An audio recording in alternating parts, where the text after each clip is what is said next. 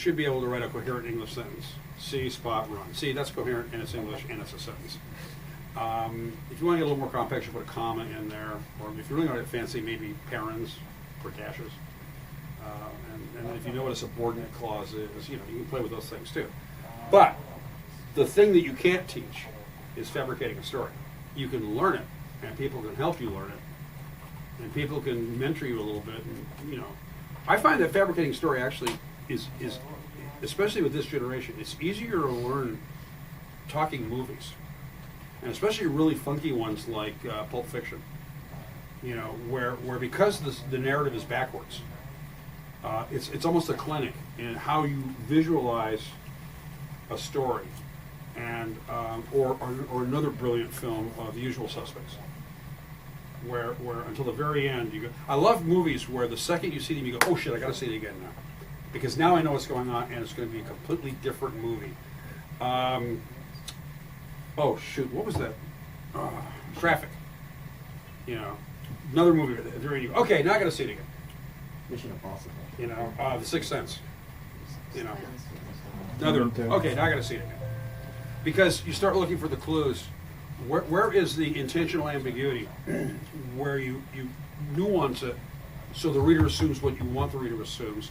But when they know what's going on, they go back and they go, okay, now that makes sense in a different way. Now that's a skill set. That's really very difficult to do well. You got to be a pretty talented narrator to pull that off.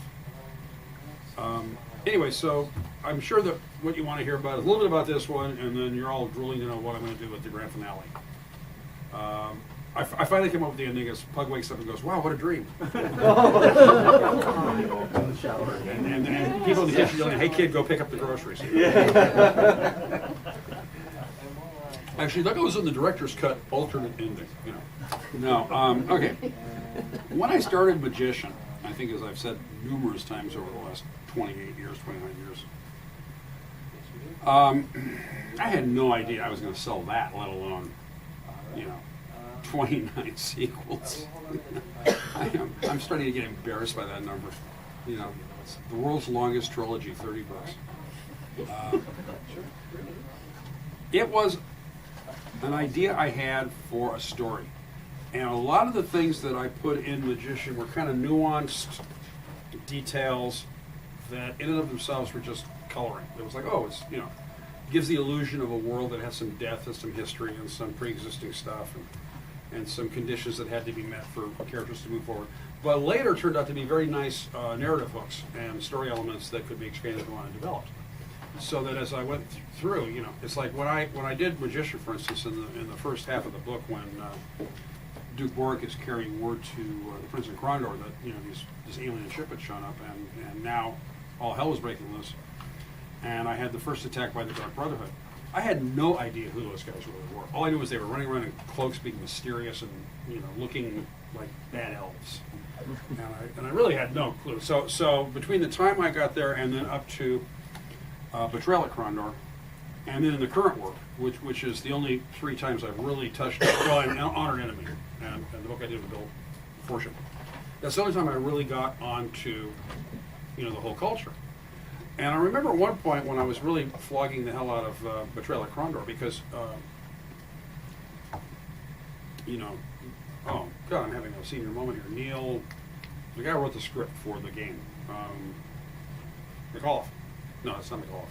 Neil. Oh, it'll come to me. Hate that. Halford. Neil Halford. Yes. He had just, that guy was throwing everything in the kitchen sink in there.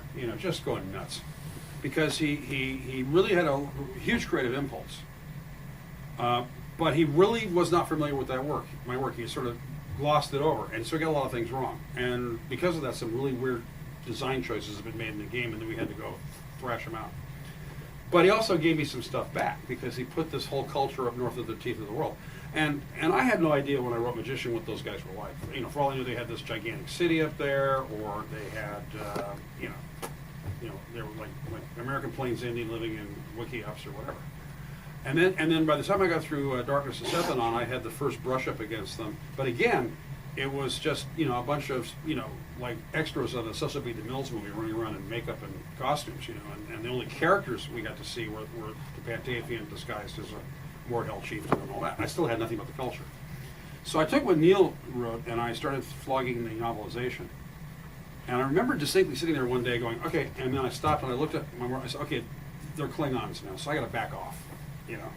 And that's when you start getting into what things are influencing the direction you're taking that you're not paying attention to. There's two examples of unintentional borrowing, one of which landed George Harrison in court and cost him millions of dollars. When the people who wrote the song "He's So Fine" sued him for the song "My Sweet Lord," and the judge said, "Yeah, you know, it's the same damn song, and yeah, maybe it's unconscious, dude, but somebody in your entourage or your publishing company or in your record company or you yourself should have at some point said, wait a minute, that reminds me of something." You know? Okay, so it can sting you. The other one was something I did in Magician, where when I was describing the Serrani vessel that had crashed on Sailor's Reef, I described the ship. And I remember writing that stuff and you know, saying fine, and you know, going off. And then I remember a buddy of mine, some of the Friday nighters I used to hang out with when we played games, was saying, hey, let's go to a movie. And so we pulled out remember back in the days when you had to actually get the paper out and look in the movie section? Yeah, okay. And I said, hey, the Quarter Brothers Thief of Baghdad is playing at the Ken Theater. So we all jump in the cars and go over there. Okay. And then I see the opening sequence when you see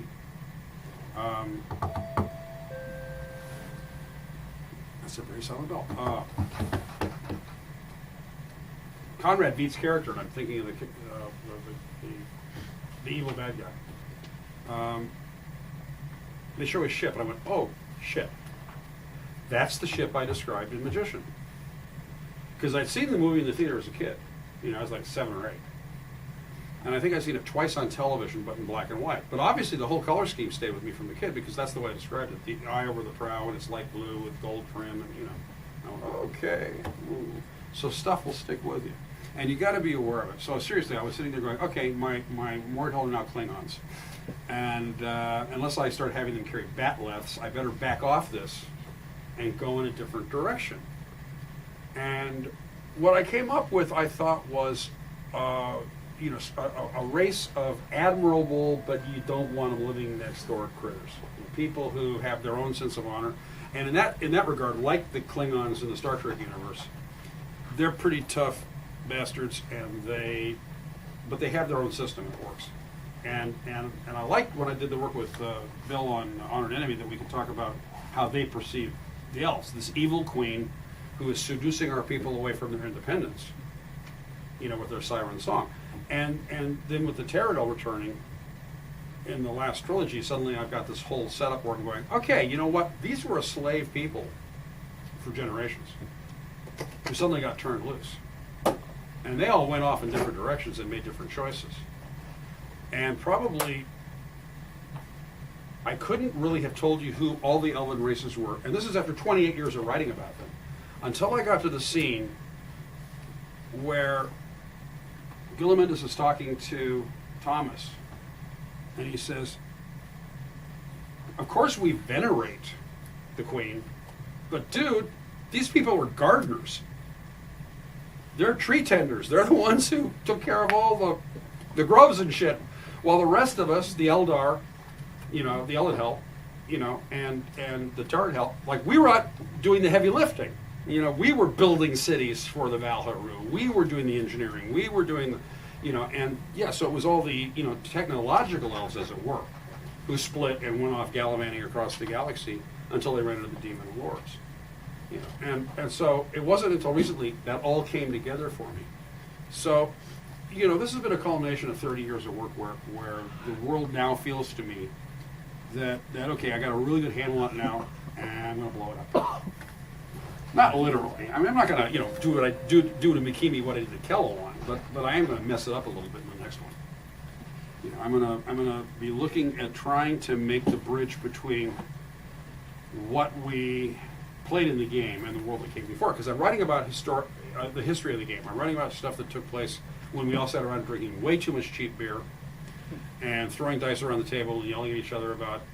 I'll tell you the kind of people I was playing with to show you what my problems were as a world designer. True story. My friend Steve Abrams, who's my partner in all the game side of things, got into an argument with one of our other friends, John Everson, because John was running an overland. And the party got to the crest, and they couldn't go where they wanted to go because there was a volcano sitting there, erupting. Kind of like Mauna Lea, not blowing up the. It wasn't Vesuvius and Pompeii. It was more like just there's rivers of lava and you can't go where you want to go. And Stephen, he got into this big argument about you can't have a volcano there. It just geologically doesn't make sense. Okay, now realize we're talking about a fantasy Dungeons and Dragons world, and these two guys are arguing the geology. It gets better.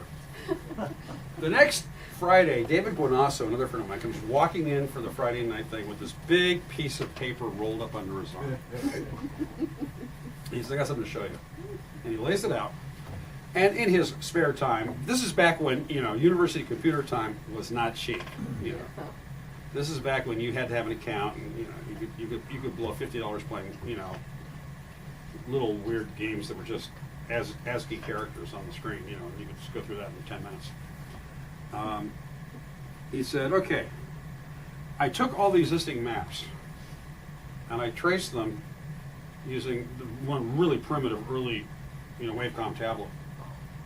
In fact, I don't think it was Wavecom; it was even before Wavecom." He says, and so I crunched it through the PDP 11s. At the biology department, at the biology lab, and then I transferred the file over to one of the other departments, physics, I think, and on their plotter. So during lunch, he's using like $250, $300 worth of computer time on this plotter to show the plate tectonics of the world. So he could say, yeah, you could have a volcano there. Now that's what I had to deal with. And I'm kind of going, but couldn't it have just been some pissed off wizard through a spell? That's not logical. Okay, but orcs and trolls and goblins and dragons are logical. And then I realized that I was dealing with the most anal retentive fantasy role players on the planet, and they were all graduate students in science. We had one guy who was in language acquisition theory, but he was basically looking to build a smart, basically, he wants to do Star Trek computer, working. He didn't want to be that guy. This is back in the 70s. We had one lit major. Now, how he got there, I don't know. And I was a communications theorist, and it imparted a rigor. It imparted a demand that dovetailed in with something that my dad told me years ago, which was not original with him, I'm certain. But my father was a writer, director, producer in Hollywood, and he said once, he was talking about film at the time, but he was talking about coincidence. And he said, coincidence, he says, you can't have coincidence in fiction. He said, your reader won't buy it. He says, you can convince your reader of the impossible, but you cannot sell them on the improbable. So, and I've run into this before where it's like, okay, if, like Pug can blow up a planet in book 6, why did the evil dragon ensorcel him with his net of wonder? I mean, shouldn't he have been able to just, kill the dragon, And it's one of those imponderables where the only answer that really makes sense is, well, no, because I needed the dragon to get it in that book. But that'll drive a reader nuts. So I got to come up with reasons why, So one of the problems I had with Pug after Magician, after the first trilogy, was something that echoed back on a conversation I once had with a gentleman named Julie Schwartz. And Julie was this legendary editor at DC Comics. He was the guy who put the yellow circle around the bat on Batman's chest. And I asked him once, I said, okay, the guy's supposed to be all stealthy and dark, and you got this big yellow circle on his chest. What's that about? And he just said, well, I just told the artist to put it there when I took over so that people would know that I was editing those books. I mean, that was Julie. He was one of the most wonderful guys you ever meet in your life. So I asked him once, I said, what is your favorite book? He said, Batman. He says, Batman's the most fun to edit of all. I said, what's your least favorite? He said, oh, Justice League. I went, wait a minute. Justice League is my favorite book. He says, Justice League is everybody's favorite book. Because everybody's favorite character is in Justice League, because every character is in Justice League. he said, but I don't like doing Justice League. And I said, why? He said, because in Justice League, Superman has to be weaker and dumber than he is in his own book. Because if he's not weaker and dumber in Justice League, then every issue is going to be, let's watch the Justice League stand around and watch Superman solve the problem. And suddenly I realized that I was going to have to send a planet-eating monster after leukemia every, book, because I'd ratcheted Pug up. So the good news about that, I think, was that it forced me to get into his human side, his flaws. And I had to start thinking in terms of what makes this guy weak, because he's powerful. And my first answer was uncertainty. He may be very powerful, but he's also, relative to other magicians, he's, kind of a young guy. He's like, by the time we end up at the end of darkness, he's in his 30s.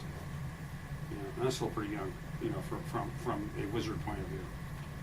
You get these 900-year-old guys walking around, it's like, oh, he's a kid, I don't care if he blows up planets, he's a kid, And then I went through his evolution into what I finally got a handle on about the time I got to Rage of a Demon King, which was actually a thematic setup for what happened at the end of Shards of the Broken Crown, which was Pug realized that he had this larger obligation than just to be, another weapon in the arsenal of the kingdom, and that the entire world was basically his domain. Something Thomas figured out immediately because of where he came up, and the fact that he had all these memories and was in love with the Elf Queen, and the gardeners, as it were taking care of the whole world. He got it immediately that he was just not going to leave Elvendar. He was going to protect Elvendar, because by protecting Elvendar, he protected all of leukemia. And then later on, he realized, no, actually, I got to get up once in a while. I got to actually leave the forest and go do some things. And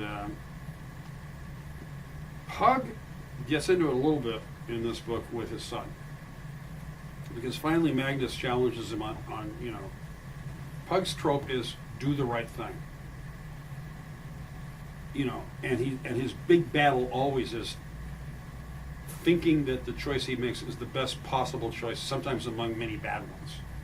It's the least worst, or it's the one with the least amount of collateral damage, or the one that benefits the most people in the long term.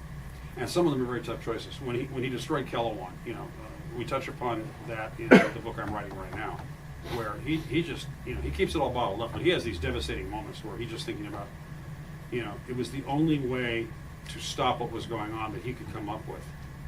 And he's haunting himself for two reasons, one of which is that he did his best to get as many people off that world as possible, but still, literally millions of people died. More people survived than didn't, but still millions of people died. Now, the thing that he can point to, if he's being sort of a accountant about it, is, well, yeah, the Dasadi already killed, a third of the population by the time, I got my hand in there. So, whoever got saved would otherwise have been lost. And then he also makes some realizations in the last book about other things that were going on behind that invasion that are not apparent now. That he gets some other clues and understands some things. I'll give you one hint if you want to drive yourself nuts between now and Magician's End. If you remember in Darkness when Pug and Thomas are looking for Macros, there's a trap where a Dread Master attacks them and they imprison him. Well, he's still in that prison. And they need to go back and talk to him. So it's probably my most farthest back foreshadowing of stuff that's going to happen in the last book, even before I knew there was a last book. Let's see what else. So Pug's thing is the whole, do the right thing. Or as I tell my kids, own your shit. If you, I don't know about the other parents in the room, but one particular problem I have with my kids, they went through, both of them went through, in fact, my son may be a lawyer, I don't know, because he loves to argue that it's not quite his fault. There were forces in the universe at play, Dad, that actually caused me to, I don't know. I'm waiting for the day, he said, well, actually, Dad, I was just getting undressed and going for bed. I did not know that girl was there when I fell naked on top of her. He's 16, so, I'm teasing the hell out of him these days. But it's okay to make mistakes. That was one of the battles I had with, and I realized it's because when they're little, you're scolding them all the time about little crap. And then there's a transition you got to make in there somewhere where you start saying, hey, you know what, screwing up's okay. You learn from your mistakes, and I'm not going to rip your head off just because. Third time you do this, I'll sell you to the Marine Corps. With Pug and his son, one of the battles in there is Magnus suddenly becomes a bit of a conscience. This is you make choices and people die. And at what price? And there's a scene in the books where Pug says, there's a scene in this book and it's echoed in the next one where Pug says we got to go do so we got to save the universe, and Magnus said, well, that's a bad example because if you don't save the universe, then the price is zero, I guess. But he says we have to go do something big and horrific, and Magnus says, but at what price? He's watched his mother die. He's watched his brother die. He's seen people he grew up with, on the island, other magic users die. He's seen wholesale destruction on Kelowon. And even though he understands the Dasadi and he gets how they were corrupted, and parenthetically, that whole thing in that series of books, the farther I get away from it, the prouder I am of creating the Dasadi. Because that's such a twisted, warped culture. For you to even for a moment buy that a civilization could endure that kills its own kids, he shoots nothing but net, Because I wrestled with that one for a long time. But in the end, it's about Pug being the guy whose mission is do the right thing. And that's who he is. And towards the end of this, we run up against, the consequences of that, and what is the ultimate sacrifice? At what point do, you understand that, okay, well, I'm the next one to jump into the wearing blender.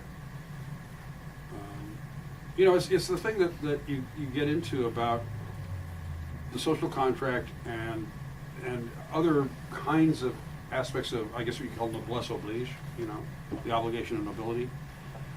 The idea that with Spider-Man, with power comes responsibility. Either that or you're a despot. I mean, Pug could rule the world. I mean, Pug could have decided, okay, I'm just going to take over. I'm just going to, first of all, go down to cash and I'll just beat the shit out of those guys. And then once I get that army under my belt, then I'll go take the kingdom on, I'll get Roldham's Navy out of the way, and then I'll deal with all those little, and by then I can just sit there and have pretty girls peel grapes for me because I can send my armies and navies out to conquer the rest of it, and then I'll have order. And then you get into a whole different trope that I haven't touched on in this book, but it's an equally valid one grammatically, which is the whole constant warfare between security and freedom. So one of the scary things that happened after 9/11 was we got so focused on security that suddenly, people who are a little bit more, it's a weird marriage of like really, really, really lefty liberals and really kind of out there libertarians kind of going, wait a minute, what happened to this thing called the Constitution? Well, I personally feel more annoyed and inconvenienced by going to the airport and stuff than I see that as a really serious assault on my. Now, if I get swept up in the middle of the night and rendered to some sweatbox in Saudi Arabia, I may change my tune. But given I haven't threatened any government officials recently, well, at least not with about 2 or 3 scotches, I don't think there's a high chance that I'm going to be one of those guys. But it's still an interesting question for the dramatist. It's still an interesting question to consider when talking about the kinds of tugging that we all go through.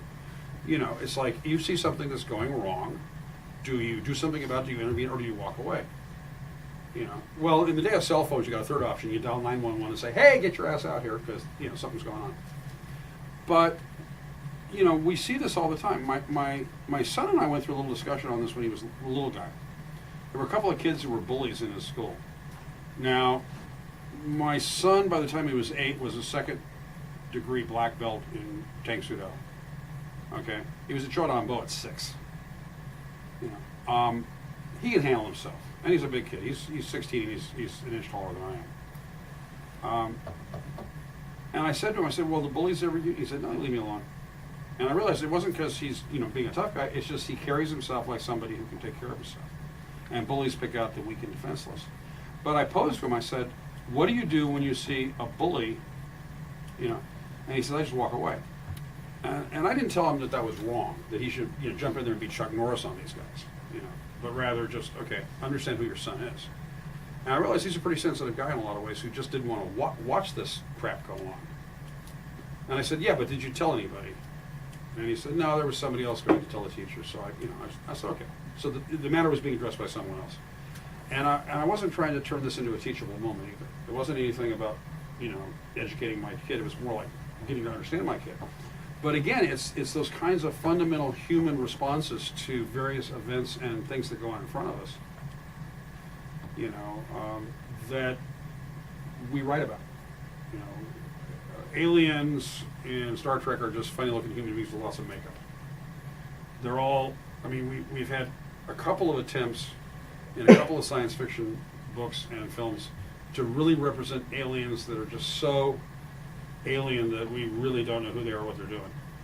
And those tend to be like Spielberg movies or something. They tend to be big, like Close Encounters. It's like fine.